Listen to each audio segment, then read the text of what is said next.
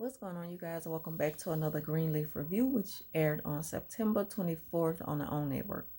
So the show starts off with Bob. He went to go see Grace to let her know about the church fairway that's coming over to H&H to visit.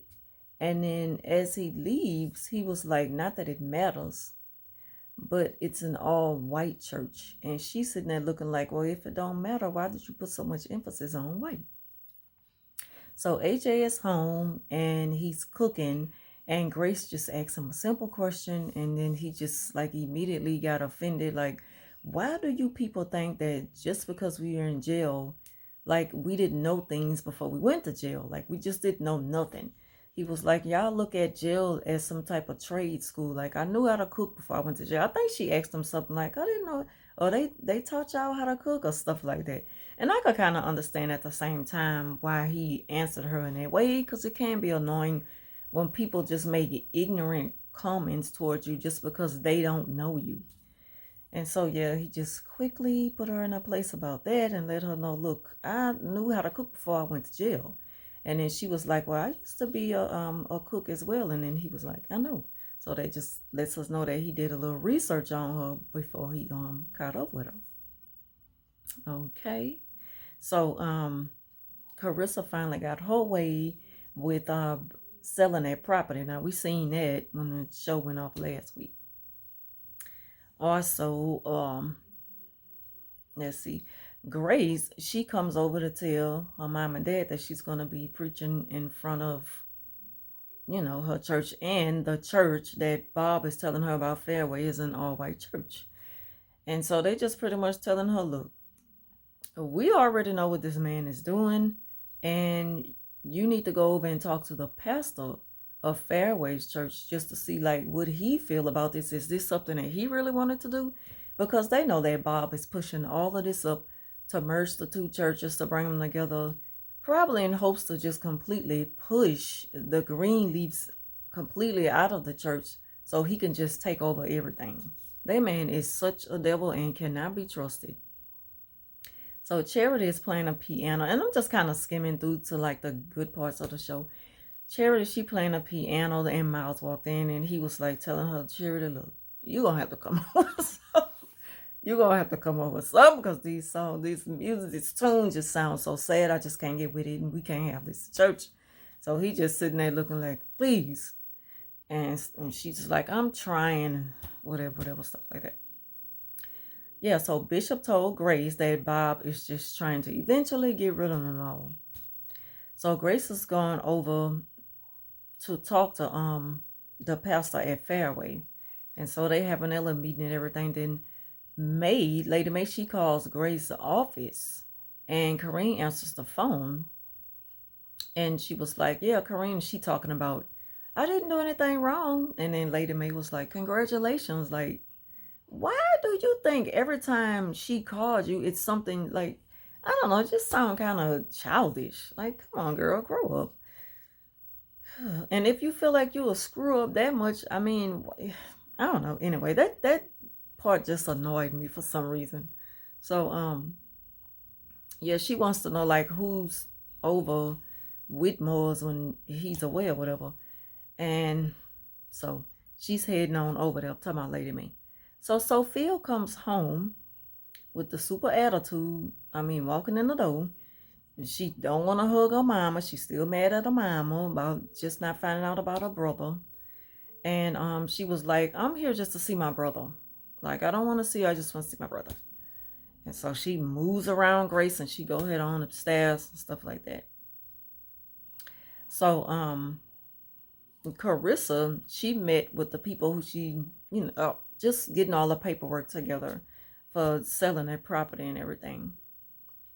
And then she goes to talk to Lady May, and Lady May was like, yeah, see that Jacob decided not to take me and Bishop's advice about, like putting his foot down and not doing something that he really don't want to do just to please her. And it was just something that she just should have just trusted her husband on and just waited, knowing that she want to get out of her mother-in-law's house, but still. And it was a bad idea that she went on and sold their property. Well, that they sold their property. So Sophia and AJ, they kicking it in his room and everything, and just kind of getting used to being sister and brother and establishing a relationship. And they drank and looked like they drinking Hennessy. So he's sitting on the floor and she's on the bed.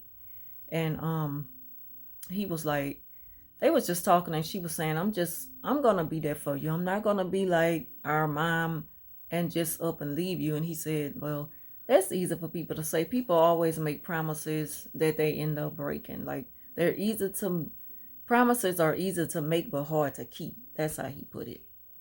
And then she was like, I promise you, I'm not like my mom. Gonna I'm not gonna do you that way. I'm gonna be here for you. I'll always be here for you. And she was like, cause we in this together. And then they like dapped it up or whatever. So sister girl was just full of that alcohol. She couldn't hang like her brother. Her brother looked like he been doing this for a little minute. Like he could hold his alcohol. He looking like I'm gonna be up drinking all night. And then knowing everything that he's been through and stuff, I could see this turning into him having a drinking problem. So she just fell over and just went to sleep. And so he just got up and covered her up with the blanket. So Grace, like I say, she went over to go and talk to the pastor at Fairway, and he pretty much was just saying that it wasn't his idea to come and visit the church because they just started a Hope and Harmony. He was saying, but it's like Bob pushing this up, and she knows that too. So she just getting herself prepared to give a really good sermon come Sunday. So Charity is trying to pick Corrine for information on why was Noah in town and stuff like that. And then she was like, look, I actually just leave that alone and all that. So Charity, she just kept on and kept on picking that Corrine. And then she was like, look, I asked you at first, now I'm telling you, just leave me alone. Just leave it alone. So Charity looked at her like, yeah. And then she just kind of walked away or whatever. She goes back in her office and calls Noah and leaves a message asking him why was he in town and he didn't come and see the family. So Lady May went to go and meet Bob Whitmore about the churches coming together Sunday and everything. And just telling him like, why are you doing this? And she called it something like, from what I see, it's like you're doing some type of like church sabotage. Like what you're doing is pretending like this is something that you're really into, unity and bringing the churches together when it's all about a big business deal. So she was just looking at him, with that look on her face, like I see straight through you. And he was just saying, I'm not trying to force anybody to do anything they want to do. Talking about Grace preaching in front of the church Sunday. He was saying, but let's just give it a try and see how it goes. Can we just make a deal on it? And she didn't shake back on him. She was just sitting up there just giving him the side eye. So they moved on from there to Charity. She makes it her business, like I say, to call Noah and leaves him a message. I mean, this girl is just so determined to get revenge on her sister because she didn't make assistant pastor. Like, when is she just gonna stop? She really gets on my nerves. So Bob, he's talking to Lady May and just saying, he's using this love thy neighbor and everything, and she's not buying it. She knows that it's just all about business with this man. And let's see. So when May comes home, Sophia, she's coming outside and she getting ready to leave. Let me rewind right quick. Sophia went in to talk to Zora, and Zora was like, why did you leave like that the other day? And it's like she can't get into it because she was upset about just finding out about her brother. So she just kind of blowed the conversation up talking about other things. Okay, so moving on. Like I say, when she met with her brother and everything, and they talked, and she slept over after drinking that night and everything.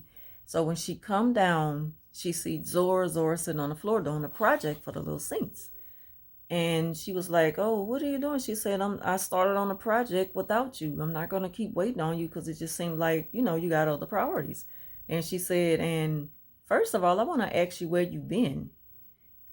And she was like, what you talking about? And she was saying, with these little bitch moves that you been making or something, she said to her. She was saying that she knew she wasn't with the guy that she used to go with or date or whatever they is now. Sophia and the guy, she was like, I know you're not with him. You wasn't with him because I called him. And he didn't even know that you were back in town. And she was saying, so you been out all night. You smell like alcohol. So what's up? Where you been? And Sophia was just up there looking like, man, like, I really wish I could tell you, but I can't.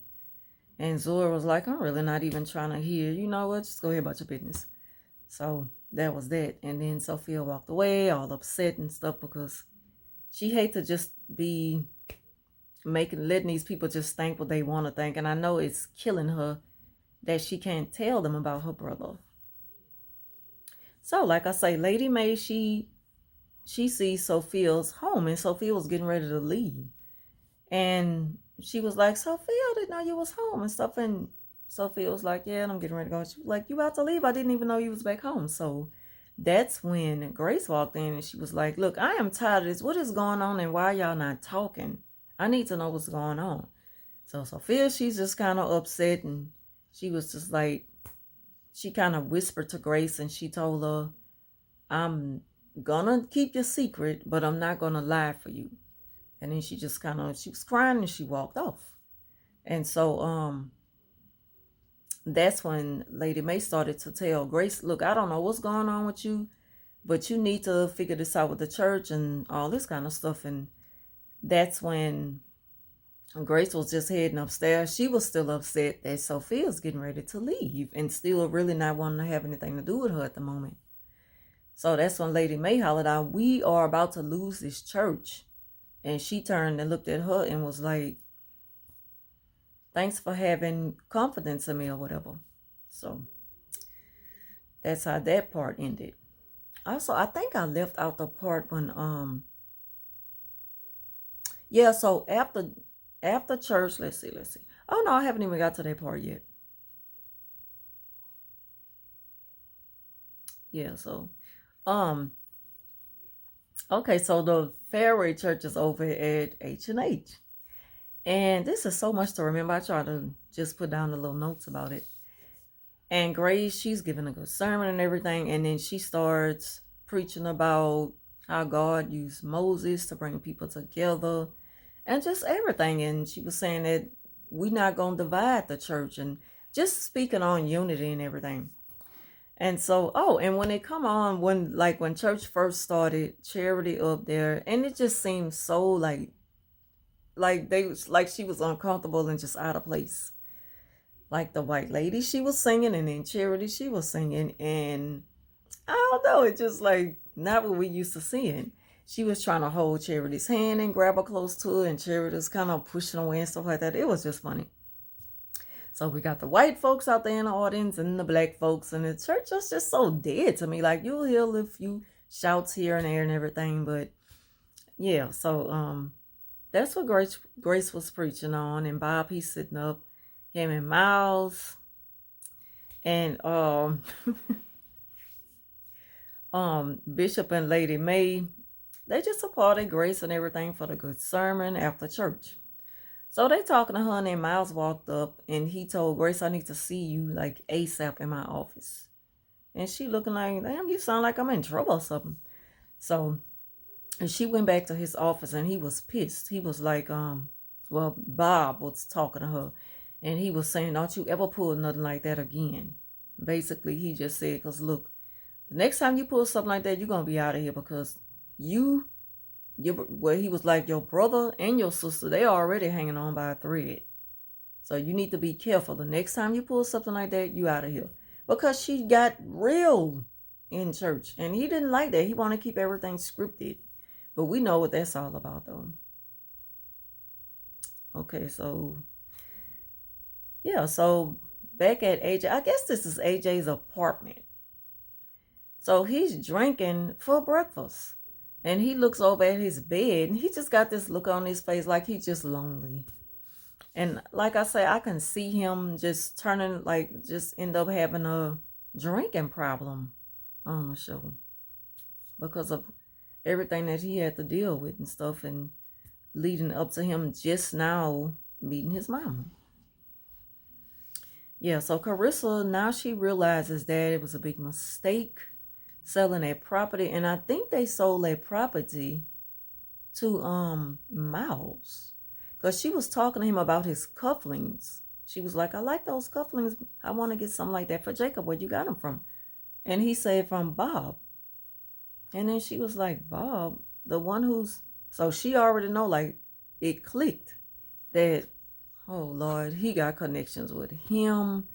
Like, I already know this is, like, what have I got myself into? What have I signed the property over to or whatever? So, yeah, so she's having second thoughts about it. You can tell that she's having regrets. So they are meeting up with the paperwork so she can sign and Jacob to sign and stuff like that. And she was hesitating to sign. I was hoping that she wouldn't sign those papers to sell their property, but she went on through with it. Well, they didn't show her put her name down, but you know how sometimes some of the shows, they don't show you what the person is putting down until later on when there's some kind of catch or whatever, and you find out, oh, they didn't do it. Oh, that's good and stuff like that. But yeah, so that's pretty much how the show came to an end. Oh, and the very last thing, Noah, um, he calls Grace to tell Grace that his wife now knows about AJ, and was like, well, and she was like, and you know, like how she feel or how she took it. He was like, well, we couldn't have kids, so how you think that makes her feel that, you know, you and I have a son together, but me and my wife, we couldn't have kids together.